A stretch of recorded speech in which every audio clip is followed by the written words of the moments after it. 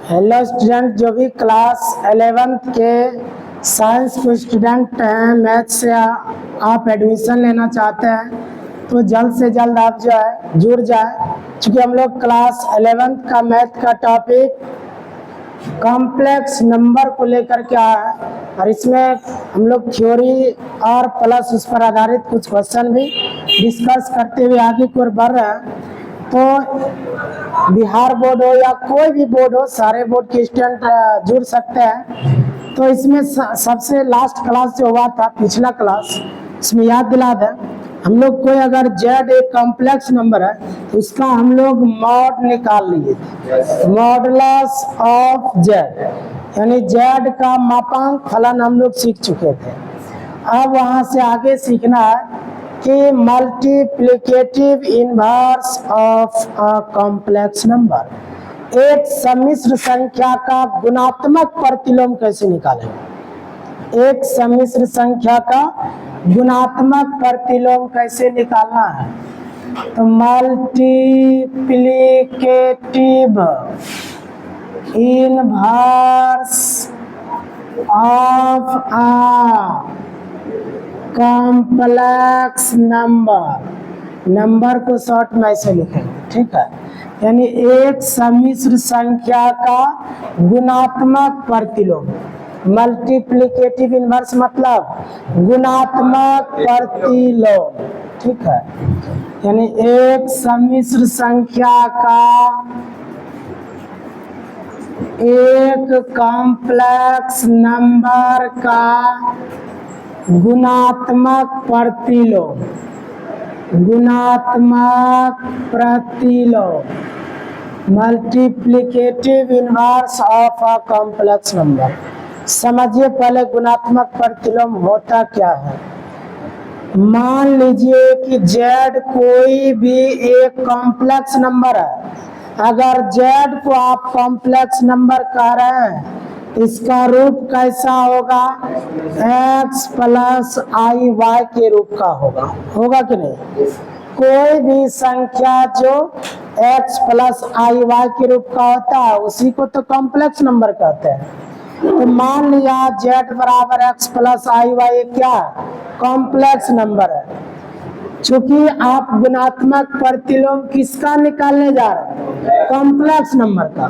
तो z अगर complex number है तो z के गुणात्मक प्रतिलोम को z पर पावर -1 से सूचित किया जाता है। z के गुणात्मक प्रतिलोम यानी कॉम्प्लेक्स नंबर का जो गुणात्मक प्रतिलोम है उसको z पर पावर -1 से सूचित किया जाता है और यह इस प्रकार परिभाषित है, z इनवर्स बराबर 1/z। यानी ये क्या है, z का गुणात्मक प्रतिलोम यानी multiplicative inverse of z, multiplicative inverse of z। अब फिजिक्स वाला नहीं, z इनवर्स, क्योंकि फिजिक्स में यूनिट एंड डायमेंशन में लोग पढ़ रहे हैं ना, वहां भी इनवर्स आ रहा, इसलिए यहाँ लेकिन क्या पड़ेगा, मल्टीप्लिकेटिव इनवर्स ऑफ z, यानी z का गुणात्मक प्रतिलोम क्या होगा, 1/z हो जाएगा, ठीक है।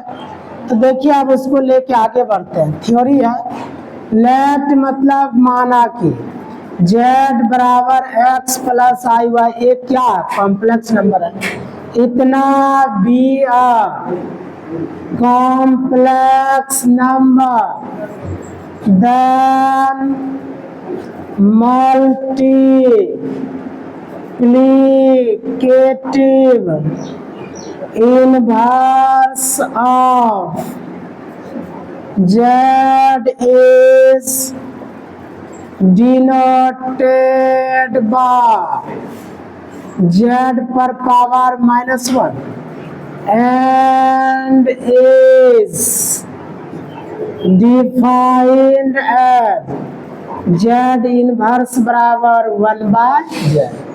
ये साधारण z इनवर्स नहीं है, ये है मल्टीप्लिकेटिव इनवर्स ऑफ z, यानी z क्या गुणात्मक प्रतिलोम।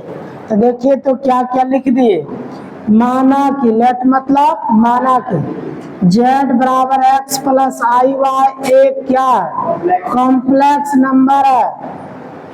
तब मल्टीप्लिकेटिव इनवर्स ऑफ जेड, यानी जेड के गुणात्मक प्रतिलोम को, जेड के गुणात्मक प्रतिलोम को जेड पर पावर -1 से सूचित किया जाता। डिनोटेड बाय मतलब सूचित करना होता, सूचित किया जाता। एंड इज डिफाइंड एज, और यह इस प्रकार परिभाषित है कि, और यह इस प्रकार परिभाषित है कि जेड इनवर्स बराबर 1/z। तो इसको हिंदी में कैसे लिखिएगा, लिखते चलिए। माना कि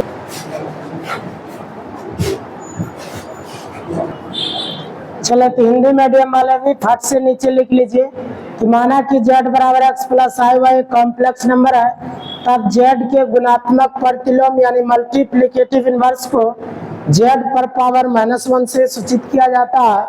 और यह इस प्रकार परिभाषित है, z पर पावर -1 बराबर 1/z। यानी जो भी कॉम्प्लेक्स नंबर होगा, अगर उसका क्या पूछा जाए, मल्टीप्लिकेटिव इनवर्स पूछा जाए, सीधा उसको उल्टा देना। क्या करना है, उल्टा देना है, व्युत्क्रम कर देना है। तो आप जैसे देखिए, ध्यान दीजिए, इसको और हम आसान कर देते हैं, इसका एक और फॉर्मेट हम आपको तैयार कर देते हैं। बोले थे कॉम्प्लेक्स नंबर हार में कभी नहीं होना चाहिए। जैसे अगर इसको थोड़ा तोड़िएगा 1/, तो ये जो जेड आप किसको बोलते हैं, एक्स प्लस आई वाई, एक्स प्लस आई वाई। आई हार में चला गया, इसको बोलते हैं अंश, इसको बोलते हैं हार। न्यूमरेटर बाय डेनोमिनेटर, तो कभी भी डेनोमिनेटर में यानी हार में आई नहीं होना चाहिए। पूरे कॉम्प्लेक्स नंबर में हार में कभी आई नहीं होना चाहिए, क्योंकि आप जानते हैं उसका रूप तो होता है एक्स प्लस आई वाई, यहाँ 1/x प्लस आई। ये पूरा कॉम्प्लेक्स नंबर का रूप थोड़ी ना है। अब इसको कॉम्प्लेक्स नंबर बना देते हैं, देखिए कैसे बनाएं। इसको शॉर्ट कर देते हैं और चले। तो आप क्या करें, इसका स्क्रीनशॉट लीजिए और इसको शॉर्ट में हम लोग कर देते हैं, ठीक है। चले अब देखिए, तो अब क्या करेंगे, देखिए इसी को थोड़ा और हम आगे बढ़ा देते हैं। चूंकि आप जान रहे हैं कि x प्लस आई वाई के रूप का कोई भी अगर संख्या होगा तो उसी को हम लोग क्या कहते हैं, कॉम्प्लेक्स नंबर कहते हैं। उसी को हम और आगे बढ़ा देते हैं, z का क्या निकाल देंगे, मल्टीप्लिकेटिव इनवर्स निकाल देंगे। चूंकि z बराबर x प्लस आई वाई, यही था, z बराबर क्या था, x प्लस आई वाई। तो हमें निकालना क्या है, z का गुणात्मक प्रतिलोम, नहीं निकालना, मल्टीप्लिकेटिव इनवर्स ऑफ z। इसीलिए z का गुणात्मक प्रतिलोम, शॉर्ट में इसको ऐसे लिखेंगे, मल्टीप्लिकेटिव इनवर्स यानी गुणात्मक प्रतिलोम किसका, z का। इंग्लिश वाला लिखेगा ऐसे, multiplicative inverse of z। English medium वाला ऐसे लिखेगा, इसी चीज को नहीं समझ, मल्टीप्लिकेटिव इनवर्स ऑफ z, समझ रहा, या एक ही लाइन में हटा देते हैं, मल्टीप्लिकेटिव इनवर्स ऑफ z यानी z का गुणात्मक प्रतिलोम। तो उसको आपने क्या कहा, 1/z। z का गुणात्मक प्रतिलोम यही होता है 1/z। और इसको शॉर्ट में कैसे लिखा जाता है, z पर पावर -1 बराबर क्या हो गया, 1/z। इसको शॉर्ट में यही लिखते हैं, z पर पावर -1, लेकिन इसको पढ़ते क्या है, z का गुणात्मक प्रतिलोम क्या होता है, 1/z। नहीं समझ। आप देखिए यहाँ पर, तो मल्टीप्लिकेटिव इनवर्स ऑफ z बराबर 1/। अब z का मान रखिए, एक्स प्लस आई वाई, एक्स प्लस आई वाई। अब नीचे कभी आई नहीं होना चाहिए, हर में यानी डिनोमिनेटर में कभी भी आई नहीं होना चाहिए। तो अब क्या होगा, तो z का इनवर्स बराबर 1/x प्लस आई वाई। आप याद करिए, इसमें हम लोग क्या करते थे, परिमेयकरण करते हैं, रैशनलाइजेशन करते हैं, नहीं करते, परिमेयकरण करिए। तो x परिमेयकरण करते समय प्लस है तो माइनस लिखते हैं, माइनस रहता है तो प्लस लिखते हैं, नहीं आता। तो आई वाई, अब जितना से गुना किए उतना से ही भाग भी देना पड़ता। यही तो नियम है रैशनलाइजेशन का, परिमेयकरण का, नहीं समझे, परिमेयकरण का। अब ऊपर ऊपर गुना, नीचे नीचे गुना करिए। मल्टीप्लिकेटिव इनवर्स ऑफ z बराबर 1 से गुना करिए, x minus I Y by, नहीं हो गया, a plus B into A minus B. तो A square minus B square, समझ रहे हैं।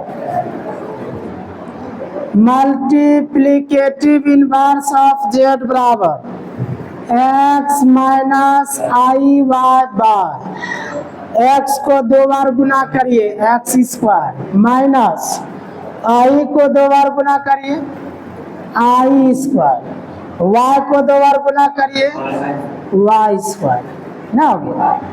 Implies that multiplicative inverse of z बराबर x minus I Y by x square minus i square का मान -1, बोले थे ना, इसको याद रखना।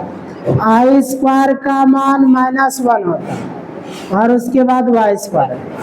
चूंकि आई स्क्वायर का मान क्या होता, -1, implies that multiplicative inverse of z बराबर x minus I Y by x square, minus गुना माइनस प्लस 1 गुना वाई स्क्वायर करिएगा तो वाई स्क्वायर।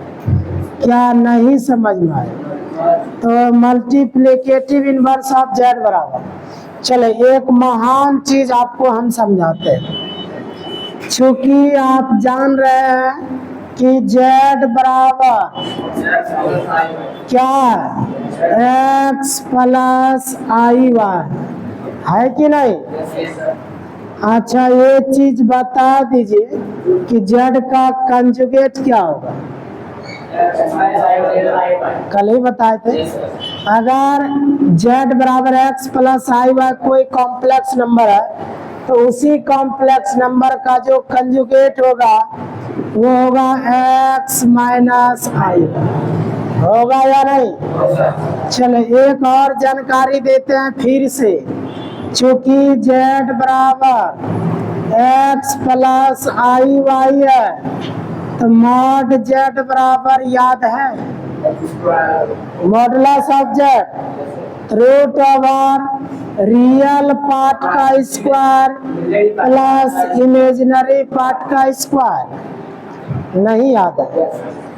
इम्प्लाइज दैट, अब रूट हम हटाना चाहते हैं, कैसे हटेगा रूट, दोनों तरफ वर्ग कर दीजिए, स्क्वायरिंग ऑन बोथ साइड, दोनों तरफ क्या करने पर, वर्ग करने पर।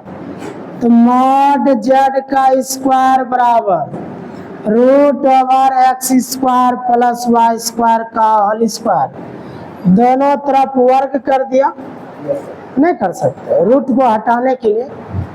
इम्प्लाइज दैट मॉड z का स्क्वायर बराबर स्क्वायर और ये रूट कैंसिल होगा, क्या बचेगा, X square plus Y square. यहाँ तक समझे। अब देखिए तो x माइनस आई वाई के बदले z का कंजुगेट लिख सकते हैं, नहीं समझे। यहाँ पर लिख सकते हैं z का कंजुगेट, कारण बता दिए बगल में। फिर देखिए bar x square plus Y square के बदले मॉड जेड का स्क्वायर लिख सकते हैं, मॉड जेड का स्क्वायर। तो आज से अब यही आपको याद भी रख लेना है। जैसे पूछ लिया कोई कॉम्प्लेक्स नंबर दे दिया, अगर वो क्या पूछ लिया कि मल्टीप्लिकेटिव इनवर्स ज्ञात करें, तो तुरंत यही फॉर्मूला लगा दीजिएगा, जेड इनवर्स बराबर जेड का कंजुगेट बटे मॉड जेड का स्क्वायर। अब इसका प्रयोग हम तभी कर सकते हैं जब जेड का कंजुगेट भी पता हो और मॉड जेड का मान भी पता हो। पहले दोनों मान निकाल के यहाँ खाली बैठा दीजिएगा, आंसर हो जाएगा। नहीं समझे? यही था मेन थ्योरी, इसी को आपको याद रखना है। अगर ये पूरा लंबा प्रोसेस याद नहीं भी है, केवल ये बॉक्स वाला याद रख लीजिएगा, बक्सा वाला याद रखना है, समझे कि नहीं? इसी से सवाल आप बनाना शुरू कर देंगे। तो चले, तो यहाँ तक आप स्क्रीनशॉट लीजिए, फिर आगे बढ़ते हैं। देखिए अब उसी पर आधारित अब हम क्वेश्चन उठा लिए कि मल्टीप्लिकेटिव इनवर्स कैसे ज्ञात किया जाएगा। थ्योरी कंप्लीट हो गया, अब सवाल देखते हैं। तो देखिए जो भी स्टूडेंट पहली बार आईएससी का तैयारी चुकी कर रहे हैं, उसको कभी कभी मन में ऐसा आएगा, अभी तक किताब नहीं उठाया है, किताब का एक भी क्वेश्चन टच नहीं हुआ है। थोड़ा सा धैर्य रखिएगा, चूंकि 10th और 11th क्लास का जो मैथ है बिल्कुल दोनों एक दूसरे से अलग है। पहले हम लोग यहाँ क्या करेंगे, जो भी चैप्टर शुरुआत करेंगे पहले उसका थ्योरी चलता है, थ्योरी खत्म होने के बाद ही हम लोग सवाल की ओर बढ़ते हैं, समझ गए? थ्योरी कंप्लीट रखिएगा, सवाल में कोई लेट नहीं लगेगा, जितना अभी पढ़ा रहा वैसा फिर से आएगा, और क्या नया चीज थोड़ी ना आएगा। जैसे कभी ये जो लिख दिए यही तो क्वेश्चन हो गया, अब वहाँ बुक में लिखा हुआ आएगा, यहाँ एग्जाम्पल हम दे रहे हैं, नहीं समझे? इसी तरह बुक में लिखा हुआ आएगा, find the multiplicative inverse of Z equal to इतना। इसी को हिंदी में क्या कहते हैं कि जेड इक्वल टू 3 + 4i का गुणात्मक प्रतिलोम ज्ञात करें। यही किताब में लिखा हुआ है, आएगा, और क्या आएगा, नहीं समझ? हाँ, तो इसलिए टेंशन नहीं लेना कि अभी तक बुक शुरू नहीं किया। तो आप लोग आप चाहें तो बना सकते हैं, चैप्टर मैथ में निकाल लीजिएगा कॉम्प्लेक्स नंबर। कॉम्प्लेक्स नंबर नाम का एक चैप्टर है, निकाल लीजिएगा कोई भी बुक से, चाहे केसी सिन्हा हो, एनसीईआरटी हो, RS अग्रवाल का कोई भी बुक निकाल के आप वहां से बनाना शुरू करिए। अभी 100% नहीं बनेगा, जितना हम लोग पढ़ रहे हैं थ्योरी उतने से ना सवाल अभी बनेगा। पूरा खत्म जिस दिन होगा उस दिन पूरा कंप्लीट होगा। तभी एक साथ हम उतना थ्योरी भी तब नहीं पढ़ाते, जितना थ्योरी पढ़ा है उतना से हम पहले अब सवाल बनवा देते हैं, फिर उसके बाद जब सवाल खत्म हो जाएगा फिर थ्योरी बताएंगे, फिर सवाल, फिर थ्योरी, फिर सवाल। नहीं तो ऐसे एक साथ थ्योरी पढ़ा देंगे तो आप लोग बोरिंग महसूस करिएगा, नहीं बुझे? इसलिए ऐसा करते हैं, जितना सा थ्योरी पढ़े उतना सा पहले हम लोग सवाल को डील कर लेते हैं, समझिए? चले देखिए, तो अब यहाँ पर देखिए हम लोग क्या करने जा रहे हैं। देखिए तो क्वेश्चन कहा कि find the multiplicative inverse of Z equal to 3 + 4i, यानी जेड बराबर 3 + 4i का गुणात्मक प्रतिलोम ज्ञात करें।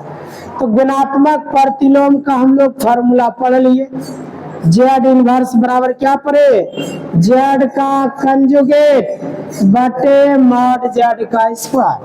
पहले ये दोनों मान निकाल लीजिए तभी यहाँ बैठाइए, नहीं समझे? जेड का कंजुगेट भी पहले निकाल लेंगे अलग से, मॉड जेड भी निकाल लेंगे, तब यहाँ बैठाइए, समझे कि नहीं? या डायरेक्ट भी बैठा सकते, कोई दिक्कत नहीं, डायरेक्ट भी बैठाइएगा तो कोई परेशानी नहीं, लेकिन डायरेक्ट बैठाने के बाद होगा मॉड जेड का स्क्वायर यहाँ पर ना, तो उससे ज्यादा फायदा होगा, पहले ही निकाल लीजिए। आइए देखिए सॉल्यूशन कैसे करिएगा, सीखिए ध्यान से, कहीं कोई परेशानी नहीं होगा। गिवन क्या दिया गया है बोलिए, जेड इक्वल टू 3 + 4i। अब अपना इच्छा पहले या तो जेड का कंजुगेट निकालिए या मॉड जेड निकालिए, कोई भी निकाल सकते हैं, इसमें बंदिश नहीं है कि पहले आप कंजुगेट ही निकालिए, कोई भी मान निकाल सकते हैं।